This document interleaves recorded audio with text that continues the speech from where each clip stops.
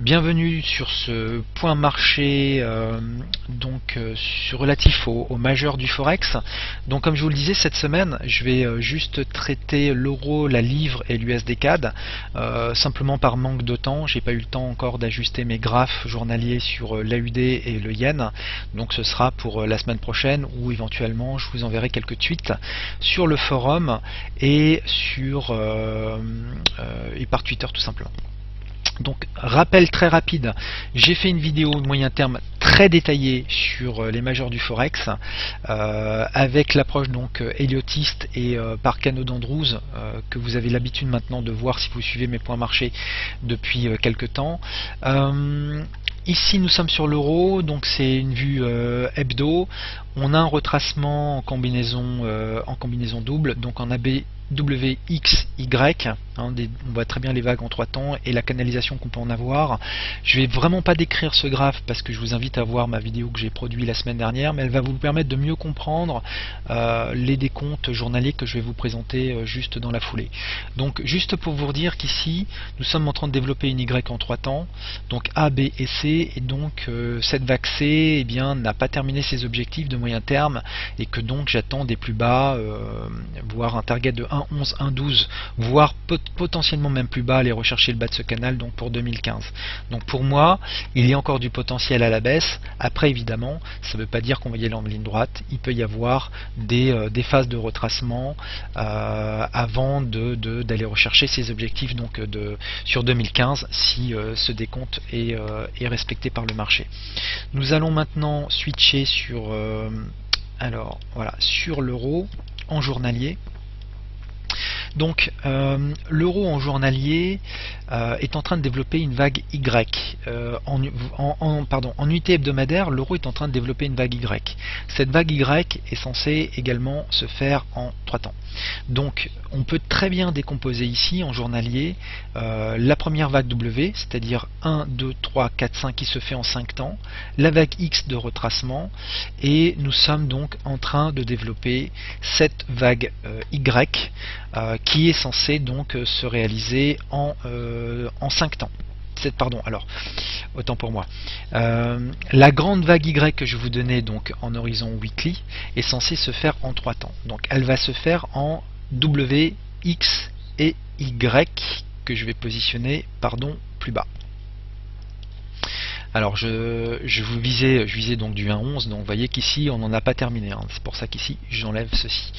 Et donc puisque nous avons fait le premier temps W, le deuxième temps X qui est très petit, je vous l'accorde, mais c'est la seule façon de procéder d'un point de vue des comptes héliotistes, nous sommes en train de développer une vague d'impulsion baissière, donc une 1, il va nous rester théoriquement une 2, une 3, une 4 et une 5 qui devraient donc porter les cours a priori sur les niveaux que je vous ai évoqués en moyen terme, c'est-à-dire les 1,11, 1,12, voire même pourquoi pas la parité. Donc il reste encore beaucoup de chemin, j'ai envie de dire, à faire sur cet actif, donc sur l'euro USD.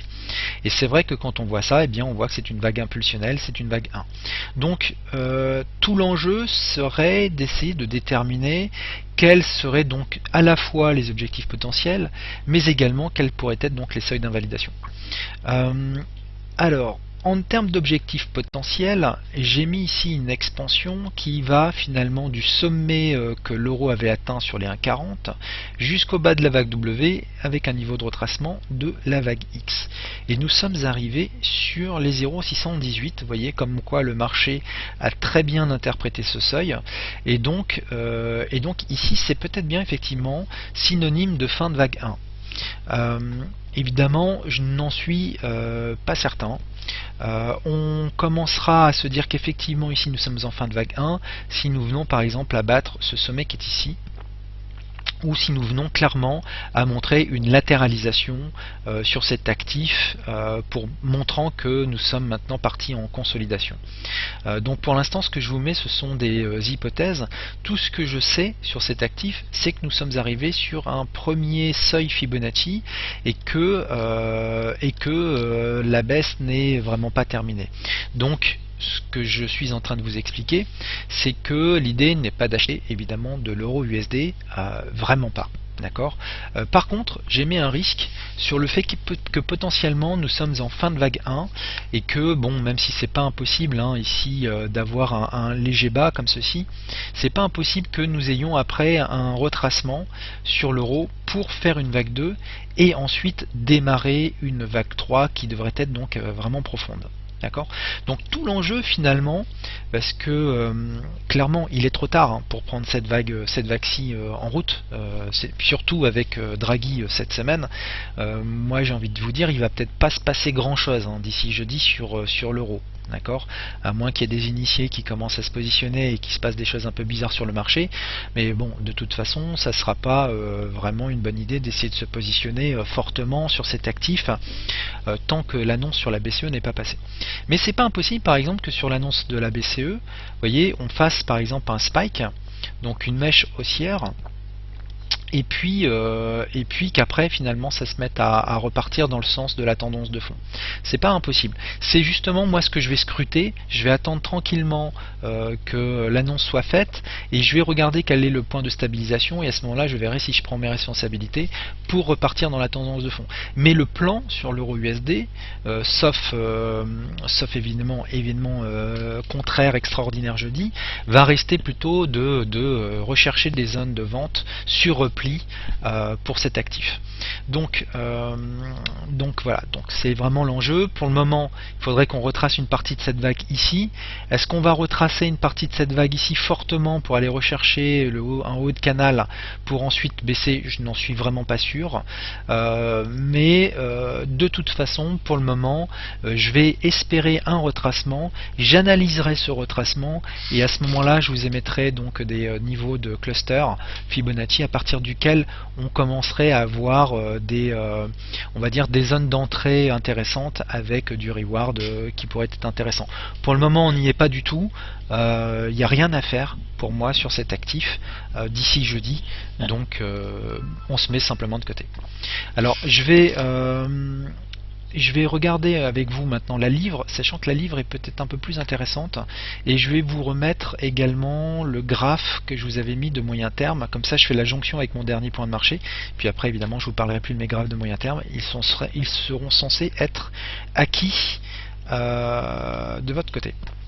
Alors ici, il y a un gros débat en ce moment sur la livre face au dollar, puisqu'en vision moyen terme se confrontent plusieurs justement opinions, avec d'un côté le camp des acheteurs qui nous disent qu'ici nous avons fait une vague A, une vague B, et ici c'est une vague 1, nous faisons une vague 2 profonde, et il manque une 3 haussière pour finalement avoir une C qui ne serait pas ici, mais une C qui serait beaucoup plus haut. Moi, je dis que ce n'est pas impossible. Voilà. Je dis que c'est pas impossible, comme je disais sur mon dernier point marché, ce n'est pas impossible, mais c'est pas non plus impossible quand on voit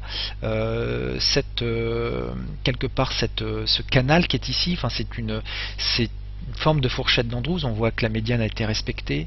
Quand on voit donc cette construction, on a échoué à rejoindre la ligne médiane pour le moment, et donc il n'est pas impossible que finalement on casse le bas de cette fourchette pour aller rejoindre donc la trigger line qui est ici. Voilà, mais bon, pour l'instant, ça reste quand même des suppositions. Moi, en termes de scénario, j'avais dit qu'en termes de projection moyen terme, j'étais plutôt sur un scénario bearish, simplement parce que je vois l'US dollar monter encore fortement sur 2015. Et donc, il n'y a pas de raison, puisque la livre face au dollar est quand même subit quand même la force du dollar. C'est quand même la plus forte monnaie au monde. Eh bien, je me dis, si l'euro lui est encore bien baissier, a priori pour la livre, ça va quand même être difficile d'être à contre-courant complètement et d'aller chercher des nouveaux hauts. Voilà, donc juste sur cette hypothèse de travail, je préfère être prudent et me dire qu'ici nous sommes en train de développer un mouvement baissier d'impulsion, et tant qu'il n'est pas contredit, eh bien évidemment notre biais doit rester bearish, et que tout achat pour essayer de jouer la contre-tendance ou des points de retournement serait encore vraiment trop spéculatif. Alors, je vous ai placé cette fourchette d'Andrews qui est ici. On a donc, alors c'est une fourchette d'Andrews qui ne serait pas prise sur ce point là mais qui serait prise sur ce point ci évidemment, mais par prolongation c'est toujours intéressant de voir si la ligne médiane est respectée, et c'est le cas ici, ce qui renforce la force de cette fourchette.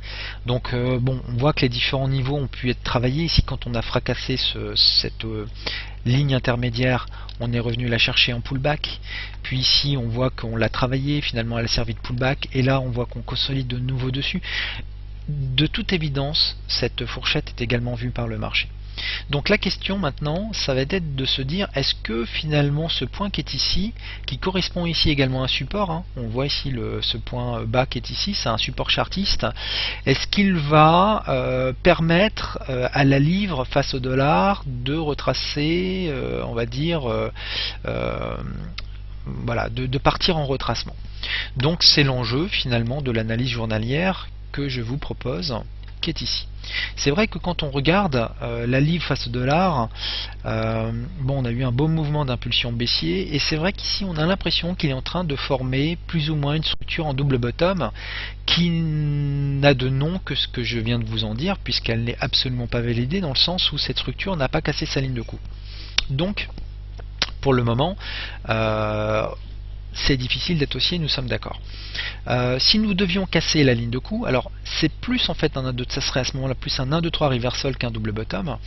On pourrait à ce moment-là avoir une vague en ABC, et je vais d'ailleurs vous mettre le niveau d'expansion qui est ici, donc un retracement en ABC, dont l'objectif pourrait être soit les 100%, soit pourquoi pas les niveaux du dessus, c'est-à-dire aller rechercher un niveau qui serait situé dans cette zone.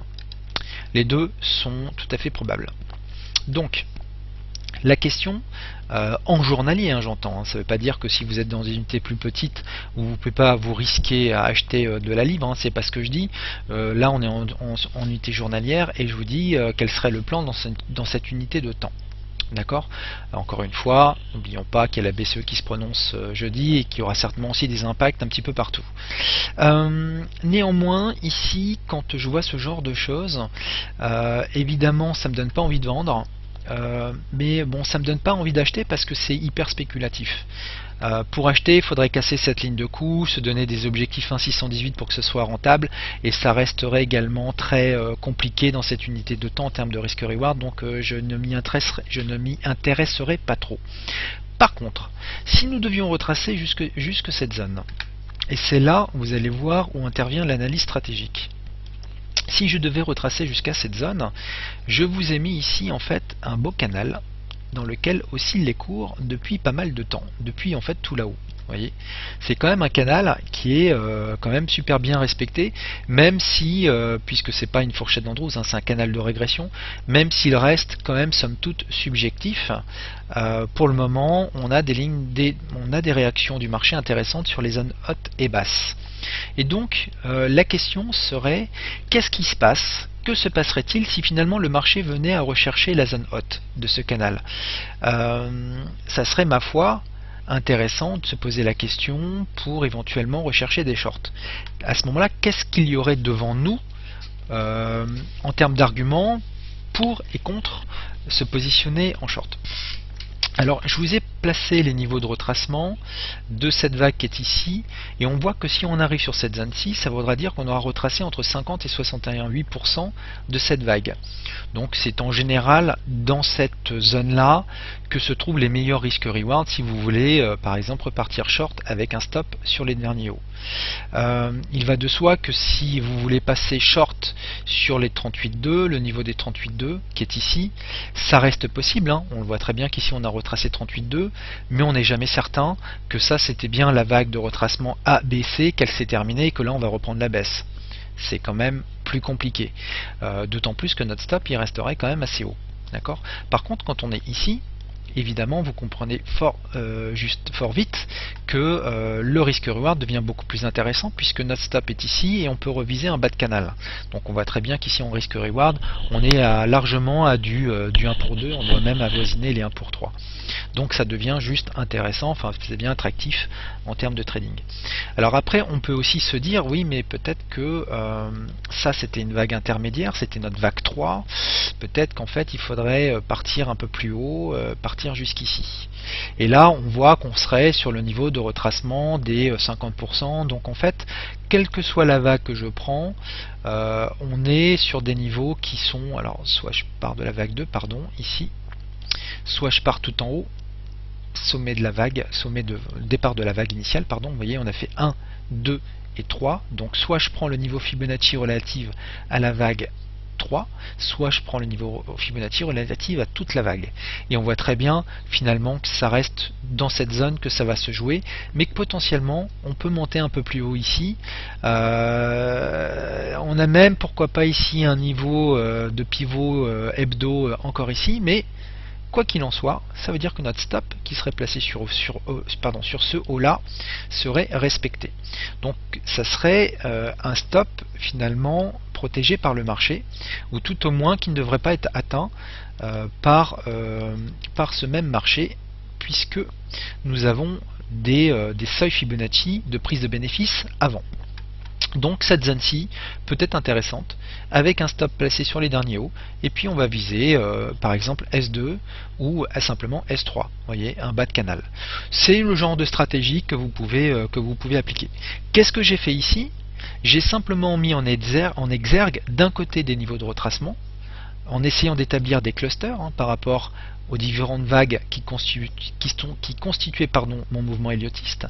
J'ai placer donc l'expansion contrarienne, et en fonction de ça, on voit très bien qu'ici les phases de prise de bénéfice, donc les 1,618, correspondent avec des niveaux de retracement intéressants, et donc on voit bien que c'est ici qu'a priori, si la baisse devait repartir, et bien si le marché arrive sur ce point-là, c'est là que ça devrait se jouer pour repartir baissier.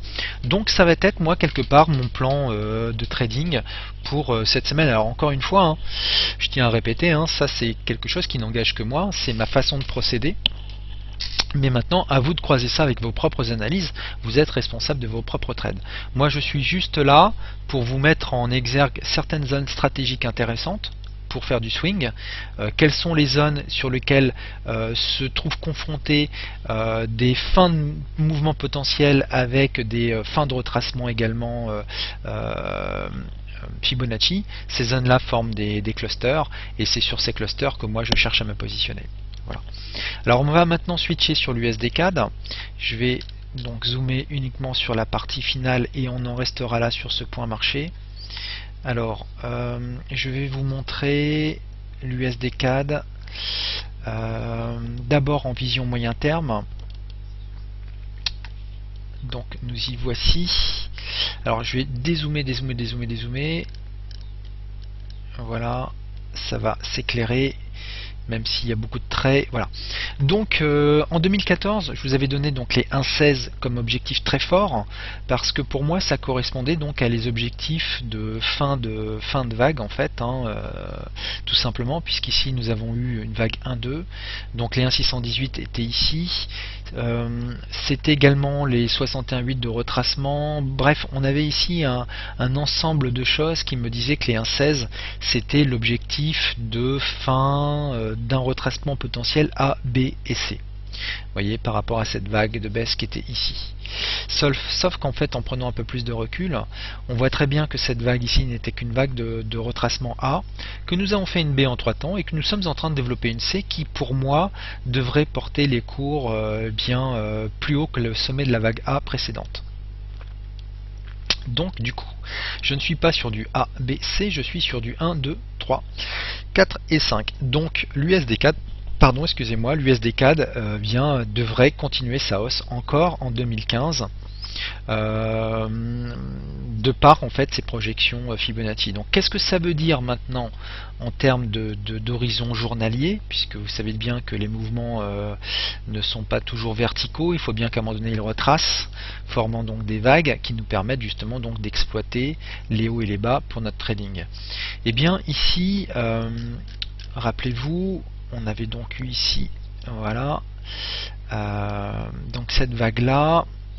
1, 2, 3, 4. Nous sommes en train de développer la vague 5. J'ai mis une expansion qui part du bas de cette vague. Vous voyez, vous retrouvez le décompte ici, 1, 2, donc nous sommes en train de développer la grande vague 3, donc un mouvement en 5 temps. Ce mouvement en 5 temps devrait bientôt trouver son objectif, je pense, sur le marché. Une fois que nous aurons fait cette vague 5, nous aurons donc terminé la vague 3 qui est ici. On pourra s'attendre à un retracement plus profond pour après faire une vague 5 haussière qui devrait porter l'USD4 de nouveau sur des plus hauts. Pour essayer de déterminer quelle serait donc la fin de cette vague 5 qui est ici, j'ai posé une expansion qui relie donc le bas de cette vague jusqu'au sommet de la 3 et le bas de la 4. Et en fait, notre cluster des 1,16 était sur les 1,1660. Vous voyez ici précisément, c'était les 1,1660. Et le deuxième, c'est les 100%, c'est-à-dire le niveau des 1,2253. Donc je pense qu'il n'est pas impossible du tout que l'USD-CAD aille rechercher ce niveau des 1,2250, 1,2270 pour après terminer ce mouvement en 5 temps. Vous voyez ici on a un décompte qui est assez propre pour moi. 1, 2, 3, 4, nous sommes en train de développer une vague 5 et à l'intérieur on voit bien 1, 2, 3, 4 et donc une vague 5 en cours avec une vague 4 qui aura pris appui donc sur les 1,1860. Donc je pense moi que l'USD-CAD reste bullish pour aller chercher donc c'est un 22,50. Maintenant en horizon donc journée, à part pouvoir payer donc ce niveau là, c'est pas simple en fait de prendre ce mouvement en route. Pour le coup, c'est pas simple du tout. Donc ce qui serait bien par exemple, c'est qu'ici finalement nous fassions un retracement. Il faudrait que je descende donc en unité plus petite, hein, le H4 par exemple. Donc là ce que je vous donne là c'est avec faut le prendre avec des pincettes, hein. C'est quelque chose que j'aimerais, mais il faudrait le vérifier en H4 que ce soit crédible, hein. Je dis pas du tout que ce soit crédible, mais ce qui m'intéresserait en termes d'intervention, c'est que nous ayons finalement aussi fait une vague 1, que nous fassions une vague 2 en 3 temps, c'est-à-dire 1, 2 et puis 3, de façon à amener les cours sur un seuil qui soit un seuil de support avec un stop qui soit clair, c'est-à-dire dessous la mèche qui est ici. Et à ce moment-là, ça m'intéresserait effectivement de repartir haussier sur l'USD-CAD avec en visée donc les fameux 1,2250. Vous voyez, mais ce faisant, j'aurais du risque-reward puisque nous aurions un stop relativement clair de 80 pips pour aller chercher du 380, c'est-à-dire que ça nous donnerait un risque reward de 1 pour 4, un peu plus que 1 pour 4. Donc là ça m'intéresserait. Mais sur ce niveau là, du moins en vue journée, pour le moment il n'y a pas grand chose à faire, puisque si on se donne cet objectif des 1,2260 pour fin de vague 5 avec un retracement derrière attendu, eh bien on n'a juste pas de risque reward avec un stop qui serait ici, un objectif qui est là, on n'a même pas du 1 pour 2, donc rien à faire. Donc je vais suivre cette USD-CAD un peu plus près hein, sur les prochaines sessions. J'essaierai donc la semaine prochaine de descendre maintenant en unité H4. J'y étais donc progressivement, je vous ai fait un point marché weekly. Aujourd'hui c'était plutôt du journalier, j'étais en retard sur les indices donc il fallait que je récupère un peu de retard, d'où également le temps que j'ai pris sur cette session en introduction sur les indices. Et puis donc la semaine prochaine je descendrai plus court terme et je vous donnerai donc mon point de vue de marché, donc court et swing, avec les éventuelles zones stratégiques d'intervention que je verrai pour vous aider de votre côté à prendre vos propres décisions de trading si vous êtes d'accord avec ces analyses, ou tout au moins si elles viennent conforter vos propres analyses. Voilà, c'en est tout pour aujourd'hui. Je vous remercie et je vous dis donc rendez-vous la semaine prochaine. N'hésitez pas donc à me suivre sur Twitter, n'hésitez pas à me relayer également sur Twitter. C'est un coup de main que vous me donneriez. Et en attendant, écoutez, je vous souhaite une très bonne semaine et surtout prudence par rapport à la BCE jeudi. Merci, au revoir.